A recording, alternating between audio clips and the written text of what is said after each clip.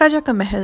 राजा चाय पीते हुए बहुत ही गहरी सांस लेता है तो शन उससे कहती है, महाराज आप बहुत परेशान लग रहे हैं, क्या अभी भी आप राजकुमारी के बारे में चिंता कर रहे हो? राजा कहता है, मैं बहुत देर से सोच रहा हूँ, ये मेरा ही लाड प्यार था जिसने चेंग को बिगाड़ दिया। मुझे उसे इतना लाड प्यार नहीं करना चाहिए था, शायद वो बड़े होकर इतनी बेशर्म ना होती। शन कहती है, महाराज क्यों ना आप राजकुमारी को आजाद कर दें और उसके लिए एक अच्छा सा पति ढूंढें। शादी की जिम्मेदारी पड़ने के बाद वो ये सब बचकाना हरकतें बंद कर देगी। राजा कहता है, शन तुम मुझे कितनी अच्छी तरह से जानती हो, मैं भी यही सोच रहा था। शन कहती है, महाराज क्यों ना आप इस काम की जिम्मेदारी राजकुमार रेजेंट को सौंप दें।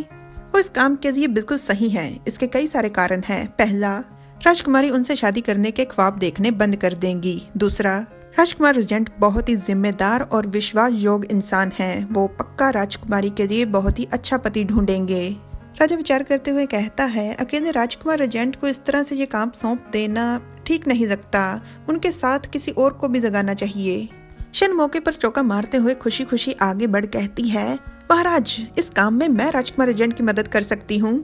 और खुश होते हुए मन में कहती है, इस तरह से मैं राजकुमार रेजेंट के साथ समय भी बिता लूंगी और कोई चर्चा भी नहीं होगी। राजा कहता है, शन आप हर समय लगी रहती हैं, आपको तो सांस लेने का भी समय नहीं मिलता, आपको आराम करना चाहिए। मैं ये काम युवराज और राजकुमार रेजेंट को सौंप देता हूँ, कैसा रहेगा?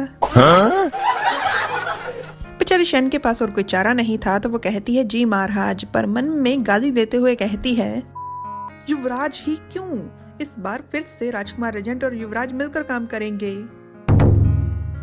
कुछ दिनों के बाद ये है वो जगह जहाँ पर राजकुमारी के पति का चुनाव होना है और इसके पिछले आंगन में चेंग चिल्लाते हुए कहती है, युवराज देखो, पिताजी बिल्कुल मुझसे नाराज नहीं है, वो मुझे बहुत प्यार करते हैं, देखो उन्होंने मुझे आजाद कर दिया। सी हंसते हुए कहती है, आपको इस तरह से खुश देखकर मुझे खुशी हुई।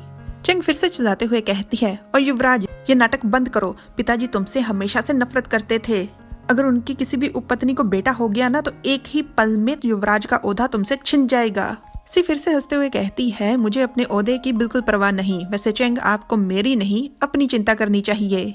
इस समय तुम्हारी शादी करवाने से ज्यादा पिताजी को और किसी चीज की चिंता नहीं, तुम वो मुसीबत बन चुकी हो जिससे वो जल्द से जल्द अपना पीछा छुटवाना चाहते हैं। राजकुमार रेजेंट जिन्हें तुम प्यार करती हो, जिनसे तुम शादी करना चाहती हो, उन्हीं को तुम्हारा पति चुनने की जिम्मेदारी दी गई है।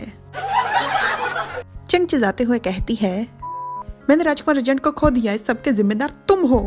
मूर्ख नकारा, तुम्हारी हिम्मत कैसे हुई मुझे नीचा दिखाने की। इतना कहकर चेंग सी को थप्पड़ मारने वाली थी, पर सी उसका हाथ पकड़ लेती है और बहुत ही कसकर पकड़कर मुस्कुराते हुए कहती है, तुम्हें क्या लगता है कि तुम बचपन की तरह अभी भी मुझे परेशान कर सकती हो, पीट सकती हो?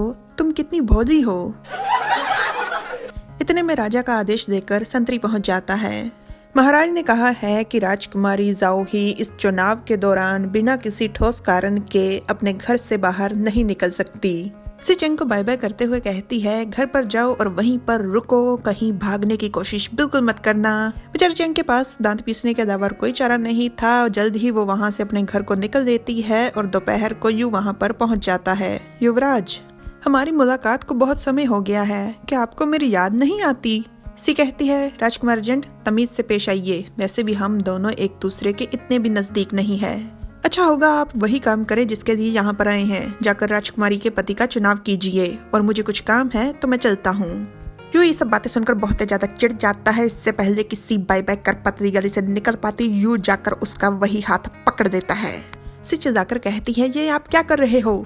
सी को अपनी तरफ खींच यू भी चिल्लाते हुए कहता है, मुझे तो लगा था हमारा रिश्ता बहुत ज्यादा नजदीक हो गया है और आपने मुझे जो किया है आपको उसकी जिम्मेदारी नहीं लेनी चाहिए। सी कहती है, आप ये क्या बकवास कर रहे हो? सी बहुत ज्यादा घबरा जाती है जब यू उसका चेहरा ऊपर कर कहता है, ऐसा लगता है कि आपकी याददाश्त बहुत ही बुरी है। जी मैं आपको थोड़ा सा याद दिला देता हूँ। इतना कहकर यू सी के होठों पर किस कर देता है और सी की आंखें खुली की खुली रह जाती हैं। यू को धक्का दे चिल्लाते हुए सी कहती है, यू मोरोंग तुम्हारी इतनी हिम्मत। अपना मुंह पोंछते हुए मुस्कुराकर यू कहता है, मेरे लिए इतनी सी किस काफी नहीं है, मैं और चाहता हूँ। यू सी को खींचना शुरू कर देता है तो सी उससे कहती है, अब तुम ये क्या कर रहे हो, छोड़ो मुझे। यू कहता है, युवराज इस तरह से मुझसे दूर मत भागिए, वैसे भी आप जानते तो हैं अब जितना ज्यादा इस तरह से व्यवहार करेंगे मैं उतना ज्यादा उत्साहित होऊंगा। यू वहाँ के बेडरूम में जाकर सी को बेड पर पटक देता है और कहता है, युवराज महाराज ने मुझे मारने की कोशिश की और आपने मेरी जान बचाई, वो भी कितनी बार। मैं आपके इस एहसान की भरपाई करना चाहता हूँ। मैं आपको बदले में कुछ देना चाहता हूँ और मुझसे बेहतर और क्या होगा। सी कहती है तुम मैं एक लड़का हूँ, मुझे तुम्हारे शरीर की जरूरत नहीं। और मन में कहती है हे भगवान, यहाँ से निकलने का क्या और कोई रास्ता नहीं है? इसे पता नहीं लगना चाहिए कि मैं एक लड़की हूँ। सी के ऊपर आते हुए यू कहता है मुझे परवाह नहीं कि आप कौन हो, इस समय मुझे बस आप चाहिए। Like, share, subscribe, comment. Thanks for watching.